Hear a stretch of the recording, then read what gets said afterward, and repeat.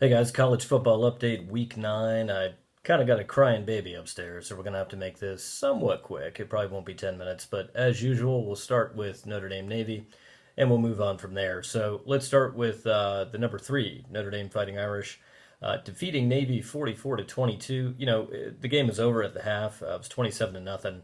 Notre Dame had I don't even know 250 yards of offense, probably somewhere in that neighborhood, and Navy had 70 yards rushing total. And I don't think they tried to pass. So maybe they did, but it doesn't matter. They had 70 total yards. So 27 to nothing at half. Notre Dame pulls it out 44 to 22. A little disconcerting that Notre Dame just kind of let Navy come back in the second half. Navy got within 15 points in the second half. A little bit of a scare. Certainly for us Notre Dame fans, Navy has done this more than once, so a little bit of a scare. But Dexter Williams, another amazing game, running back for Notre Dame, 142 total yards. I mean, this guy is absolutely dynamic. He missed the first 4 games. I talked about this in previous podcasts. He missed the first 4 games due to something. They didn't actually say what it was. We assume it was some kind of a marijuana violation or something else, academics, but who knows? The talk was that it had something to do with drugs, but nobody knows. So anyway, did miss the first 4 games, but he came back with a vengeance, and he is really playing well. Extremely dynamic running back, somebody that Notre Dame normally doesn't get. I've mentioned this before, like a team like Clemson with ATN and Alabama with all the running backs that they have. They've got a lot of these guys. Well, Notre Dame's got one, but one is enough because he's making a difference. So, tough game for Notre Dame this weekend, going to Northwestern. Northwestern's 5-3, I believe they're 5-1 in the Big Ten. So, very physical team again. I mean, Notre Dame continues to play these physical teams week in, week out. I think they're going to get by Northwestern, but I'm very, very scared about the Syracuse game. And here's something that nobody talks about. Everybody says, "Oh, their Notre Dame schedule is not very good."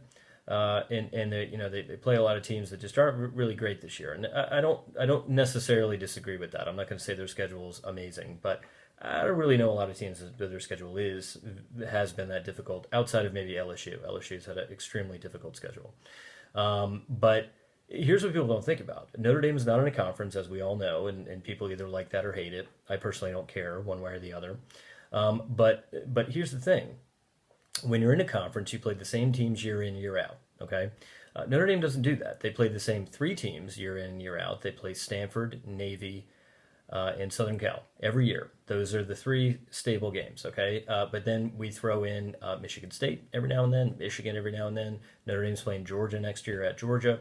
My point is, when you're in a conference, so when you're Clemson, let's say, you're going to play Wake, you're going to play, Duke or these various teams like every year. Of course, there's teams that rotate on and off now just due to the conferences being as large as they are. But the thing is, you're going to continue to play the same teams.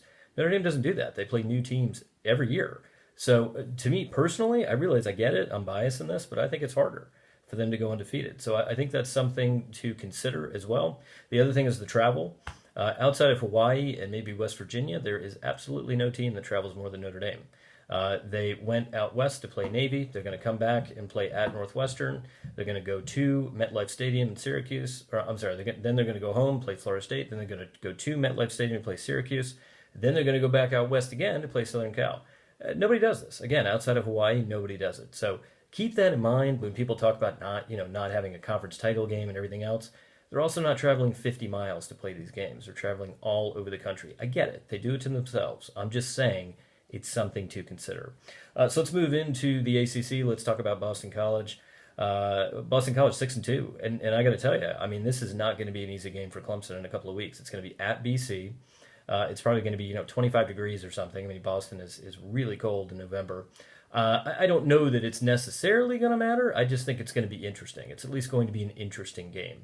And again, BC is a very, very physical team with Dillon as the running back. He was a 4-star running back. Boston College has him. So again, not somebody that Boston College normally gets, but yeah, you want to talk about a difference maker. He's pretty incredible. Great running back. So again, really, really physical team. I think it's going to be a very tough game for Clemson.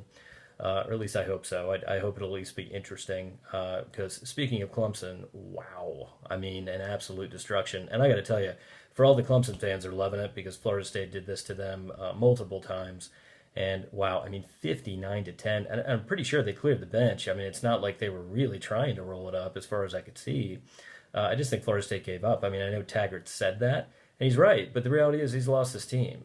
I mean, this guy, this is no good. I mean, this is definitely not a good look. And I'll tell you, I mean, it's they have the talent to come into Notre Dame and beat Notre Dame. They had the talent to hang with Clemson if they wanted to for a period of time anyway. But it was just they were never in it. I mean, it was absolute destruction. So good for Clemson. And I got to say, if there's folks that are saying that Alabama and Clemson are not the two best teams, I don't know who's saying it. I don't know why they would say it. A lot of people are throwing Michigan in there. Well, Michigan lost. I mean, I'm sorry. It was the first game. I get it. But, they lost to Notre Dame. So they're not one of the two best teams. They're not. I've said this for all season. I'm loving the fact that Notre Dame is undefeated, but I do not consider them to be one of the two best teams. I consider them to be one of the best teams, but not one of the two best. So great win for Clemson. Really, really incredible. And, I got to tell you, freshman quarterback in there, they're really making it work with him. So, good for them.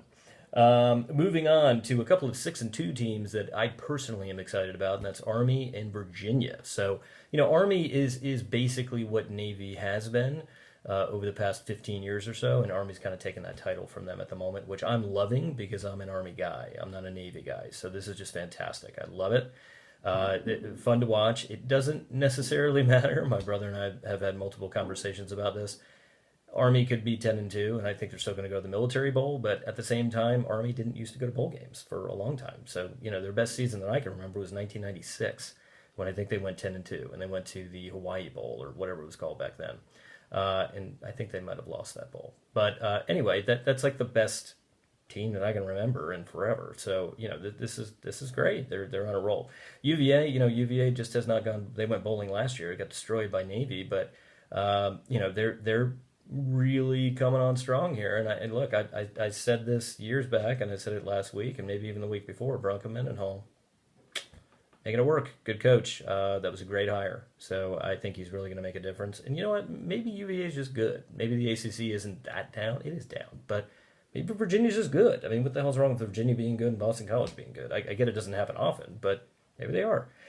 Kansas, I give a lot of crap to Kansas, as we all know, but Kansas won an October game for the first time since 2009. I mean, let that sink in for a second. Can you imagine being a Kansas fan and going to the games? I don't know why you would, but let's say you did, and won since 2009, beat TCU 27-26.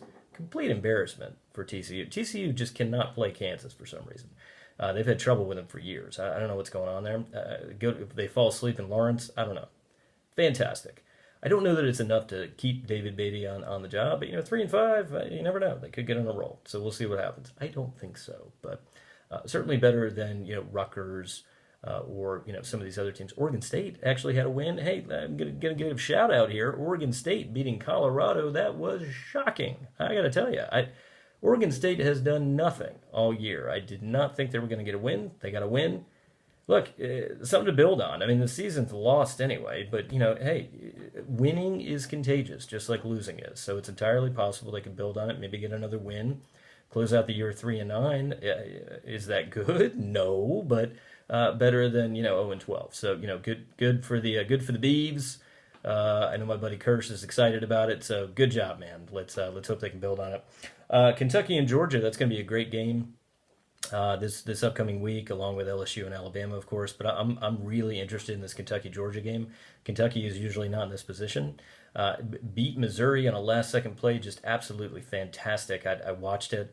I love the screen pass to set up the pass in the end zone. It was just phenomenal play calling. So really, really exciting game.